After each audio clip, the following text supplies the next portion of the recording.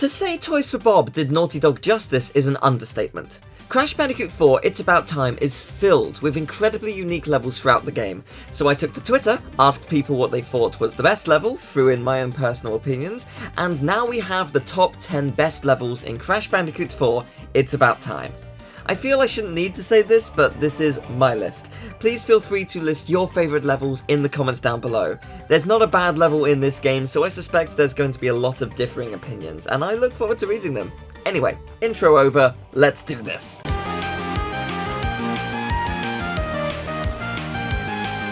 Let's start with where it all begins. Rude Awakening brings us right where we left off with a brand new yet familiar level. Back on Insanity Beach we see plenty of little Easter eggs like a Spyro flotation ring, Crunch written on the fridge in magnets, the Crash theme playing on the radio, and the title screens on the TV. As we traverse through familiar sights of Crash 1, there's a wonderful sense of nostalgia. But what I love most about all this is it immediately throws things from the first few levels of Crash 1 at you, like, you remember how you travelled through these in multiple levels? Well, Crash can experience them back to back in seconds now. You've got an expansive journey ahead. As a tutorial level, it's perfect. A fair difficulty, but not so easy as to make you assume you're in for an easy ride. Because you are absolutely not. This crate, for example, I missed this twice the first time. You're going to encounter that a lot, but I love that aspect of the game. The level stops feeling familiar as you engage in one of the game's new features, a grind rail segment. It may be simple, but it is a perfect teaching point. It transitions seamlessly into a brief 2D segment, which then culminates with a gorgeous camera pointing at your destination and a glorious vertical segment. I've talked about this before, but Crash Bandicoot 1 utilised verticality a lot. With minimal exceptions in Crash Bandicoot Warped, most of which are bounce pads, Naughty Dog got rid of vertical sections entirely. Toys for Bob fortunately embraces them, and this is just the start. Rude Awakening is the perfect way to ease you back into the action for the journey that's to come, and if all goes well, this is just the first opening level of many to come in this decade.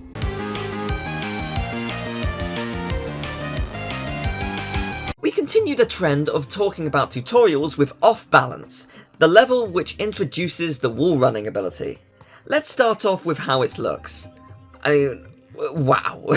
Every aspect of this dimension is gorgeous, but this level in particular stands out. I love how you start at this beautiful berry tree and then travel to some cute lily pad ponds, traversing through temples and monasteries throughout the entire level. This level is a journey, and an incredibly fun one at that. But this level is quite the gauntlet too, featuring plenty of platforming challenges, both on your feet and with a Kano. I think a lot of people's biggest challenge with this is the final 2D segment, as you have to switch between realities very quickly. But I don't think it's anything you can't handle. That's the beauty of the difficulty in Crash 4, it's demanding but fair.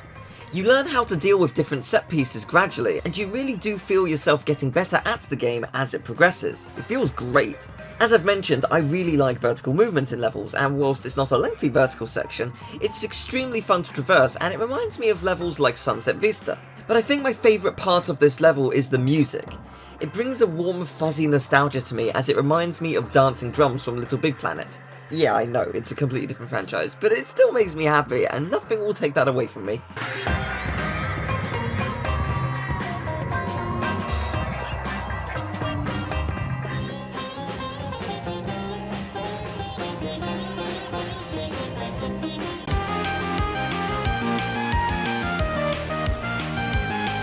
I personally think every level in Crash 4 is fantastic. The level design is among the best in the series, but ultimately these 10 are the ones I think stand out a little more.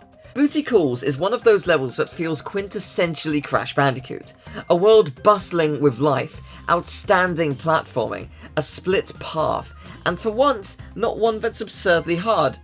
Oh yeah, the original games were brutal too. I'm absolutely looking at you, Cold Hard Crash and Future Frenzy. This level is kind of another tutorial level.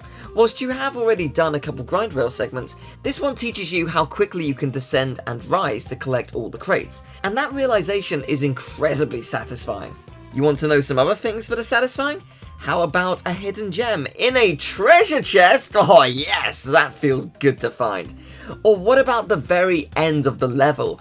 A horde of crates and a gleaming treasure room. You truly feel like you've hit the jackpot. What more could you ask for? How about a memorable soundtrack? Oh yeah, just throw that in while you're at it. Thank you so much for your outstanding work, Walter Mayer.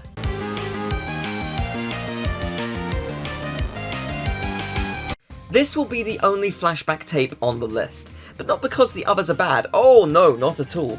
In fact, I love them all. What I find incredible is that Toys for Bob created creative, memorable levels with just crates.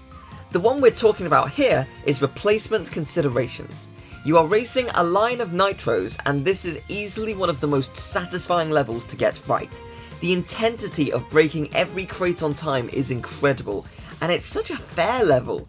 You can do all of this in one go based on reaction time alone if you're good enough. But this level certainly doesn't give you any time to breathe. It keeps going and keeps getting more intense, but that just makes it better. I really hope we get to see more levels like this in the future. I want to see just how creative and or absurd it can get. Either suits me.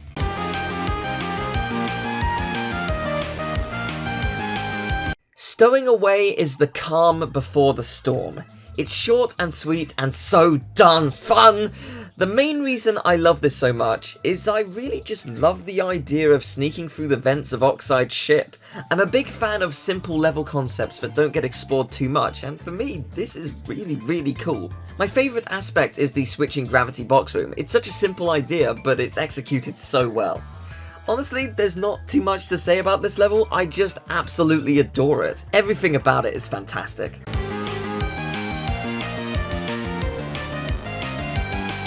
When you've got a selection of stunning snow levels, which one do you pick as your favourite? Bears Repeating has wonderful level design, but the polar sections do let it down a little, even if I do find them more fun the more I play them. Snow Way Out is just classic Crash excellence from start to finish, but I have to go with Stay Frosty. First off, let's give another shout out to Walter for his excellent soundtrack. He makes this level theme its own, whilst also borrowing sections from Snow Way Out, Snow Go from Crash 2, and Cortex's boss theme from Warped, and it is a masterpiece of a song. It feels like you're in a spy thriller listening to it. This is a level that's not super difficult. You might be thinking you're noticing a theme with that. Don't worry, there are some brutal levels on this list. Anyway, this level offers so much. My favourite aspect being slowing down time on the grind rail. This is exquisite. Working out the timing on the doors is incredibly satisfying, but collecting the line of crates is just phenomenal. You also see the return of falling icicles from Crash 2, but implemented in a more challenging way to collect the crates, all concluding with an epic slowdown time water gauntlet. Each platforming puzzle offers something new and something we don't see again, and I think that's why this game's levels are so memorable. Toys for Bob are the expert at making unique design in every single level, a challenge or a segment that is only there briefly but will truly stick with you.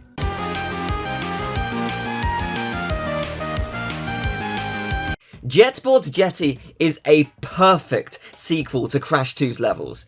The Jetboard makes a return and it feels even more satisfying to control, but because of that, they can ramp up the difficulty from Crash 2, and you just don't care because this level is so fun.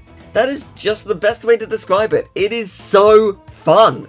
The 3D sections feel fulfilling, and I don't know why, but I kind of get a Wrath of Cortex vibe from them. But the 2D sections, oh wow, it feels so much like Crash 2. The River Gauntlet, both the standard path and the yellow gem path are exceptional. Some of my favourite platforming in the game.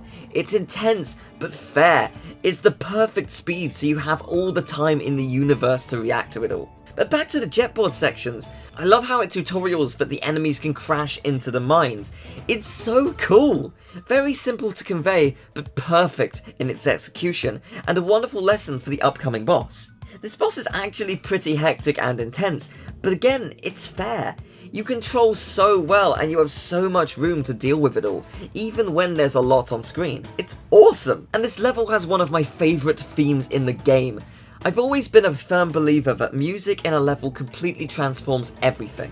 You could have the most incredible world in your game, but if the music doesn't suit the environment, then it ruins the illusion of it all. And the same can be said for difficulty. If there's a great challenge, the music being fantastic eases that stress. This song is just wonderful. Truly, again, thank you so much, Walter.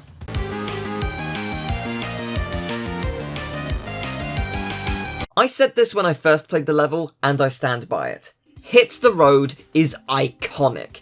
Every part of this level is pure perfection, from 2D to 3D to 2D again. Each individual section feels like its own level, but it's incredibly fun and satisfying from start to finish. This is level 5 in the game, and it's tough. The kind of tough where you'd see this difficulty in World 3 of Crash Warped, but it's not impossible to handle at all. My mum hasn't played a Crash game in 15 or so years, and whilst yes, she did die, she loved the level and got through it well. In the platforming segments, it's hard to pick a favourite part. I love dodging the swinging spiked balls, I love experiencing the different ways to time the 2D vertical climb, and even discovering crates hidden down the little sewer path is so satisfying. But I have not talked about the elephant in the room. The final section. You are being chased by a death truck in a rolling ball, and this section is so unbelievably Crash Bandicoot. It brings a giddy smile to my face. It reminds me of the ball levels from Wrath of Cortex, which I actually really love, but it's executed so much better in this. From start to finish, this is so much fun. I could play this segment over and over and over again. I called this iconic because I believe people will refer to this segment when reminiscing over this game. It's so memorable to me. But despite saying all of that, this is just number 3. There's still 2 levels I think are better. So let's go.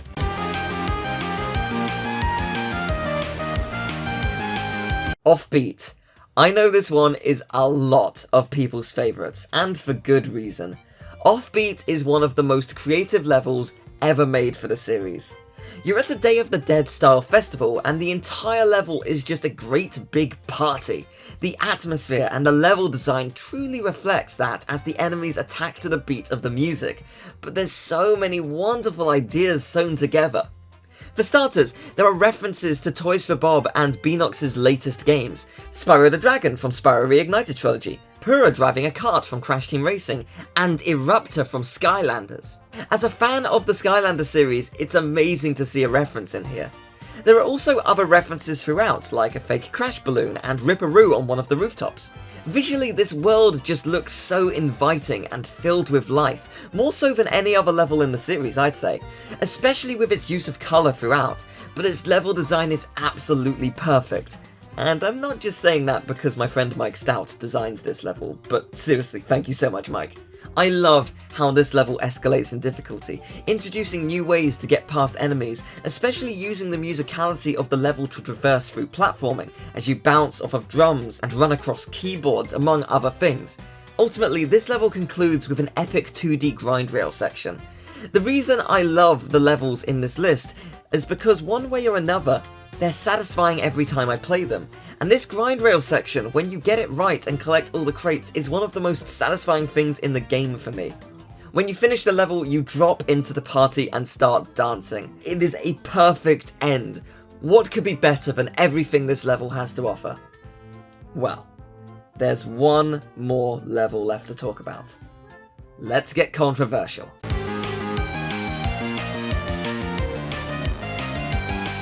Cortex Castle, in my opinion, is a perfect final level and has some of the best design of any platforming game I've ever played.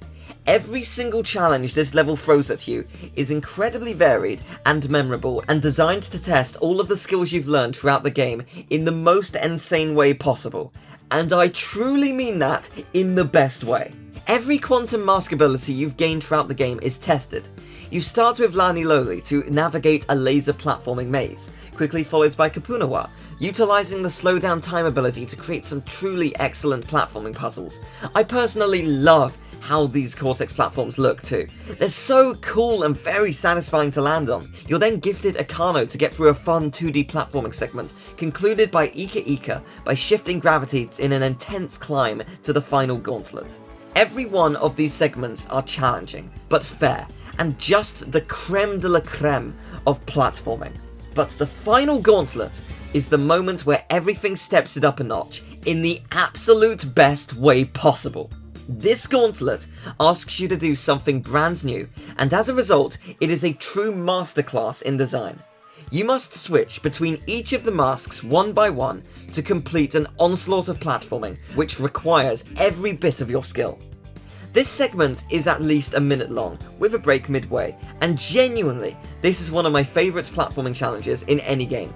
This rewrites the rulebook on what a final level can and should be. To say that completing this is satisfying is one of the biggest understatements ever uttered from my mouth. Beating this normally feels so unbelievably good, and you're rewarded with an awesome final boss. But the beauty of this level is it's so memorable. Walter once again nails the music. It's satisfying and epic to listen to regardless of whether you're failing or not. But learning this level for a relic, or even the insanely perfect relic, is actually not that bad. This level is the art of the fine line between impossibly brutal and intense intimidation. Everything looks daunting, but it's all so achievable because the game has trained you for this. It's been training you throughout each passing level, and the individual fun segments in the first half of this level are subtly training you for the end. Cortex Castle is a challenging, epic, perfect masterpiece. I could play this level over and over and over and not get bored. What a gift this level is. I understand not everyone will agree, and that's okay, I do get it. But hopefully you can see where I'm coming from and why I love it so much. It's just... oh, I love it, it's so good. Thank you so much for watching the video, I hope you enjoyed it. If you did, I'd very much appreciate it if you left a like, subscribed, share the video around. I also have a Twitch, a Twitter and a Patreon if you would like to support me and the channel. And don't forget to click that notification bell. Tell me, what are your favourite levels in Crash Bandicoot 4? I found it really hard to make this list. I had stuff like A Hole in Space, the Cortex fights, Crash Landed, some more Flashback tape levels, Home Cooking, Food Run, Ship Happens, Hook, Line and Sinker, among many of all of them, every level it was in the consideration at one point. Though I think my biggest honourable mention has to be Dragging On. I love this level for its verticality. What's really impressive to me is they made a fun vertical level that's a blend of 2D and 3D, and that very rarely happens. It nailed every part of it, and I adore its design. And as I mentioned in my 10 hardest levels video, I love that the crates are placed in such a way that you don't notice you can avoid them all when playing through it the first time. It's just brilliant design. Toys for Bob truly nailed the design on all of these levels, and it's been an honour to play and learn how to 106% the game. I'm sure I'll be doing it all over again in the future. If you want to see more from me, I've got a full playthrough of the game, and I've got a top 10 hardest levels video, which I'm very proud of, so if you want to check them out, please go to the channel and do, and yeah, thank you very much for watching. I'll see you next time. Take care, stay safe, bye bye.